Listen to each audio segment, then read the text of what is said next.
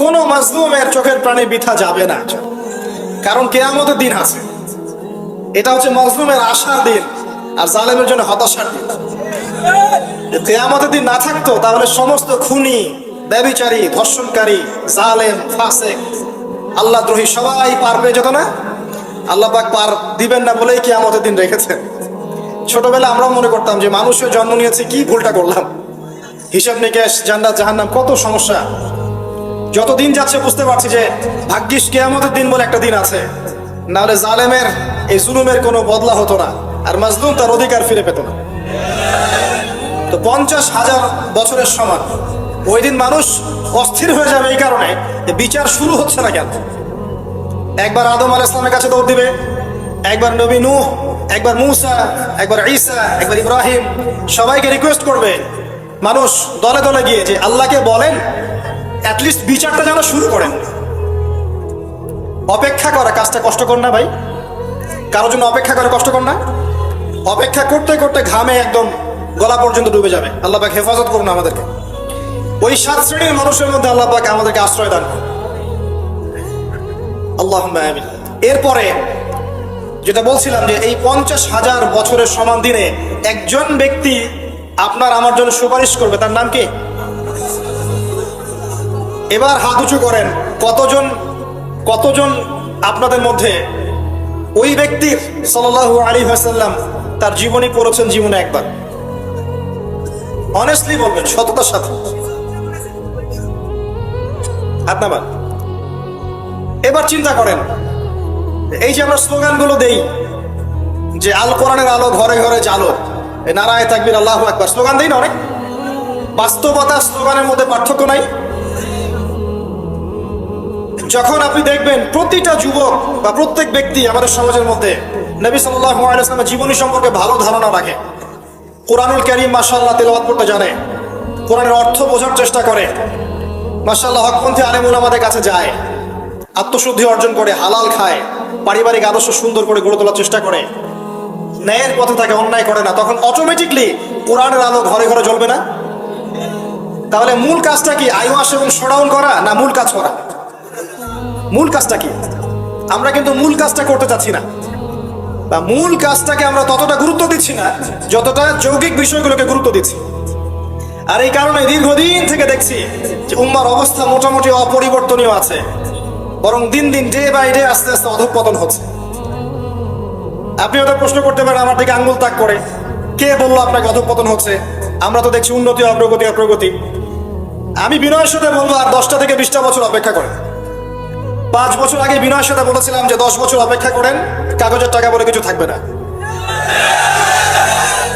আস্তে আস্তে সোসাইটি ওইদিকে যাবে, এবং এগুলো কোনোটাই অ্যাক্সিডেন্টলি অটোমেটিকলি হচ্ছে না, এর পিছনে একটা মাস্টার মাইন্ড কাজ করছে। পুরো বিশ্বের পিছনে একটা মাস্টার মাইন্ড কাজ করছে। একটা সভ্যতা চাচ্ছে সারা বিশ্বের মানুষ ওর দাস হয়ে থাকে, এবং তাদের এক একটা এজেন্ডা আস্তে আস্তে বাস্তবায়িত হচ্ছে। এবং মাশাআল্লাহ আমরাও হালুয়া রুটি এবং সেমাই খাচ্ছি, মাশাআল্লাহ আমরাও খাচ্ছি খোরমা, জিলাপি, হালুয়া রুটি, সেমাই, এগুলো আমরাও খেয়ে যাচ্ছি মাশাআল্লাহ। আল্লাহ পাক আমাদের হৃদয়ের চোখগুলো যেন খুলে দেন, আল্লাহুম্মা। ক্যাশলেস সোসাইটি চাই তারা, ক্যাশলেস সোসাইটি, মানে সোসাইটির মধ্যে কোনো ক্যাশ থাকবে না, ডিজিট থাকবে, খালি ডিজিট। এখানে কলা কিনবেন, আপনি 40 ডিজিট পাস করে দিবেন, কলাওয়ালা 40 ডিজিট পেল, ওর দরকার এখন ধরেন মাছ, ও 40 ডিজিটের মাছ কিনবে। মাছওয়ালার দরকার মনে করেন চাল, ও 40 ডিজিটের চাল কিনবে। ডিজিট ঘুরবে, খালি সংখ্যা খালি ঘুরতে থাকবে হাত থেকে হাত। এমন একটা মানি আপনাদেরকে দিবে, এমন একটা মুদ্রা দিবে আপনাদেরকে, যে মুদ্রা ধরতেও পারবেন না, পকেটেও রাখতে পারবেন। এখন তো ধরতে পারেন, পকেটে রাখতে পারেন, একটা সময় আসবে মুদ্রা ধরতেও পারবেন না, পকেটেও রাখতে পারবেন না। এবং এগুলোর মান তারা নিয়ন্ত্রণ করবে। যখন দেখবে যে আপনার মধ্যে তাওহীদ বেশি আছে, ইসলামের চেতনা বেশি আছে, দ্বীনের ফিকির বেশি, ইসলাম ইসলাম করছেন, আপনার মান কমে যাবে।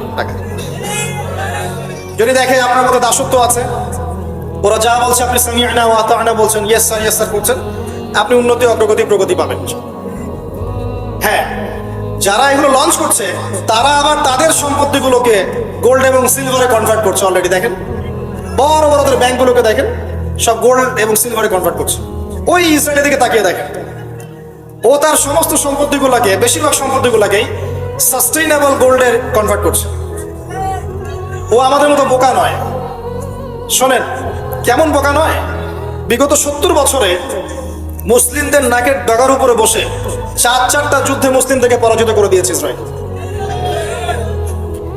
বিগত 70 বছরে ওরা প্রথমে ব্রিটেন, তারপরে আমেরিকার হাত ধরে বিশ্বের এমন একটা জায়গায় এসেছে যে এই জায়গা থেকে তারা বিশ্বের পলিটিক্স, ইকোনমিক্স, মিডিয়া, প্রযুক্তি, ফাইন্যান্স সব নিয়ন্ত্রণ করার শক্তি অর্জন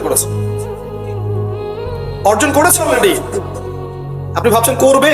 অনেকে মনে করে এটা ভবিষ্যৎ বক্তা মনে হয়। আমি বলছি যে বর্তমান সম্পর্কে আপনি খবর রাখেন না বলেই বর্তমানকে আপনার ভবিষ্যৎ মনে হচ্ছে। এটা বর্তমান, এটা ভবিষ্যৎ না। ভবিষ্যতে তো সে সারা বিশ্বকে রুল করবে ইনশাআল্লাহ তাআলা। না হলে তো সে মাসিহুদ দাজ্জালের ফলোয়ারই হতে পারবে না। আর দাজ্জাল তো সারা বিশ্বকে শাসন করবে এবং তাকে ফলো করবে জিউসরাই। তবে হ্যাঁ, এটা আমরা জানি কোরআন এবং হাদিস থেকে আলহামদুলিল্লাহ যে ওদের এই দমন, পীড়ন, জুলুম এবং শাসনটা চিরস্থায়ী হবে না ইনশাআল্লাহ। এটা একটা সাময়িক সময় জুড়ে থাকবে, এরপরে আল্লাহ পাক পৃথিবী থেকে এটাকে সরিয়ে দিবেন ইনশাআল্লাহ। কিভাবে সরাবেন? ওই যে লোহিত সাগরে আল্লাহ পাক যেমন করে বনু ইসরাইলকে ধাওয়া করছিল ফেরাউনের বাহিনী, মনে আছে? লোহিত সাগরে আল্লাহ পাক ফেরাউনের বাহিনীকে একত্রিত করেছেন, ডুবিয়ে দিয়েছেন, দেন নাই? আল্লাহ পাক সেম সুন্নাহ অ্যাপ্লাই করেছেন প্যালেস্টাইনের ক্ষেত্রে। আল্লাহ পাক সমস্ত জালেমদেরকে ওখানে একত্রিত করেছেন ধ্বংস করার জন্য। সেম সুন্নাহ, এটা হবে ইনশাআল্লাহ। আমরা জানি এটা সরে যাবে পৃথিবী থেকে। তারপরে এমন একটা যুগ আসবে যে যুগে ইনশাআল্লাহ আযজা ওয়া জাল একজন নবী সারা বিশ্ব পরিচালনা করবে। একজন নবী, তার নামে ঈসা ইবনে মারইয়াম, এবং তার অনেক আগেই আমাদের ইমাম আল মাহদি তিনি ইন্তেকাল করবেন। মনে রাখবেন, শেষ জামানার সবচেয়ে ভাইটাল চরিত্র ইমাম মাহদি নয়। শেষ জামানার সবচেয়ে ভাইটাল চরিত্র হচ্ছে ঈসা ইবনে মারইয়াম।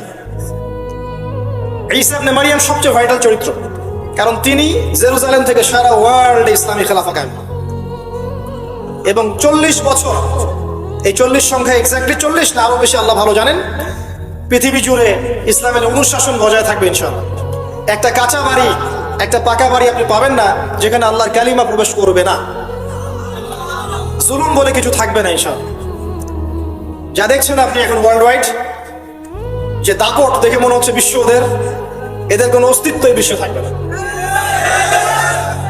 এখন সারা বিশ্বের দিকে তাকিয়ে আপনার কাছে মনে হচ্ছে মাশাআল্লাহ, NATO, United Nations, world bank, এটা সেটা, বিশ্ব যে কি হচ্ছে সারাদিন। শুক্র গ্রহ আমার, একজন বলছে না শুক্র গ্রহ আমার, একজন মিসাইল তৈরি করছে, আরেকজন প্রতিরক্ষা ব্যবস্থা করছে। ওয়ার্ল্ড অ্যাফেয়ার্স পড়লে মনে হয় যে ওয়ার্ল্ডটা এদেরই, কিন্তু আল্লাহ রাসূল সাল্লাল্লাহু আলাইহি ওয়াসাল্লাম বলছেন যে বিশ্বটা আস্তে আস্তে আস্তে আস্তে ধ্বংসের দিকে যাচ্ছে। এইটা চিরস্থায়ী হবে না এবং একে অপরের সাথে কলিউশন করে এরা শেষ হয়ে যাবে। মুসলিমদের উপর দমন পীড়ন যেমন বাড়বে, ঠিক একইভাবে আল্লাহ রাব্বুল আলামিন মুহাম্মদ সাল্লাল্লাহু আলাইহি ওয়াসাল্লামের বংশধরদের মধ্য থেকে একজন ইমামকে বের করে নিয়ে আসবেন। তিনি ইনশাআল্লাহ আযজা ওয়া জাল্লা মুসলিমদেরকে নিয়ে এই জুলুমের বিরুদ্ধে দাঁড়িয়ে যাবেন। পরে যখন মাসিহুদ দাজ্জাল বের হবে, তাকে তিনি হত্যা করতে পারবেন না, কারণ তাকে এত বেশি ক্ষমতা দেওয়া হবে যে মুসলিমরা তার সাথে পেরে উঠবে না। তখন আল্লাহ পাক ঈসা ইবনে মারইয়ামকে পাঠাবেন, সবচেয়ে ভাইটাল ক্যারেক্টার, এবং তিনি এই প্যালেস্টাইনের বাবে লুদ নামক জায়গায় মাসিহুদ দাজ্জালকে হত্যা করবেন ইনশাআল্লাহ আযজা ওয়া জাল্লা। আমাদেরকে বিশ্ব নেতারা এখন বোঝায় যে বিশ্বের শেষ নাই, এই পৃথিবী জয় করার পর আমরা মঙ্গলে গিয়ে থাকবো, তারপর শুক্রে, তারপর শনিতে, তারপর বৃহস্পতিতে, তাই না? মাইন্ডসেটটা এমন তৈরি করেছে না? কিন্তু বাস্তবতা হচ্ছে এই মহাবিশ্বই ধ্বংস হয়ে যাবে। এই পৃথিবী তো ধ্বংস হবেই, মহাবিশ্ব ধ্বংস হয়ে যাবে। তবে পৃথিবী ধ্বংসের আগে আল্লাহ পাক ঈসা ইবনে মারইয়ামের হাতে সারা বিশ্বে ইসলামী খেলাফা কায়েম করবেন ইনশাআল্লাহ। মাঝখানে একটা সময় আপনাকে পার করতে হবে। কত বছর? ননসেন্স প্রশ্ন যে ভাই কত বছর, 100, 200, 500, আল্লাহ ভালো জানেন, আমরা জানি না এবং জানার কথাও না। কেউ যদি বলে এত সাল, সে নিশ্চিত কাযযাব, একটু মিথ্যাবাদী। এবং এটা একটা অহেতুক কথা, এত সাল, এত বছর পর, এটা আমরা বলতে পারবো না। কিন্তু এতটুকু বলতে পারবো যে পৃথিবী চিরদিন এভাবে থাকবে না। ওয়ার্ল্ডে এখন যা দেখছেন এগুলো চিরস্থায়ী হবে না। আস্তে আস্তে আস্তে আস্তে রাত যত গভীর হবে, ভোর তত কাছাকাছি আসবে এবং এই পুরো বৈশ্বিক জুলুম, ফাসাদ, আপনার জিনা, আপনার পর্নোগ্রাফি, আপনার মাদক, সুদ, জুলুম, অত্যাচারের মধ্যেও দেখবেন প্রত্যেকটা জায়গায় জায়গায় আল্লাহ পাক কিছু না কিছু আল্লাহর বান্দাকে রেখে দিবেন এবং আমার বিশ্বাস তাদের বেশিরভাগই হবে যুবক শ্রেণী। এটা আমার মত, আল্লাহ ভালো জানেন, আমার মনে হয় যে বেশিরভাগই হবেন যুব সমাজ। এবং আমার কাছে একটা দলিল আছে কেন মনে হয়, কারণ আসহাবুল কাহাফ যারা ছিলেন তারা যুবক ছিলেন।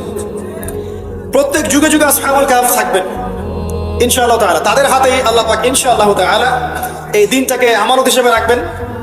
উলামায়ে কেরাম তাদেরকে এগিয়ে নিয়ে যাবে, আস্তে আস্তে দেখবেন পরবর্তী জেনারেশনের পতাকা তারা বহন করবে ইনশাআল্লাহ।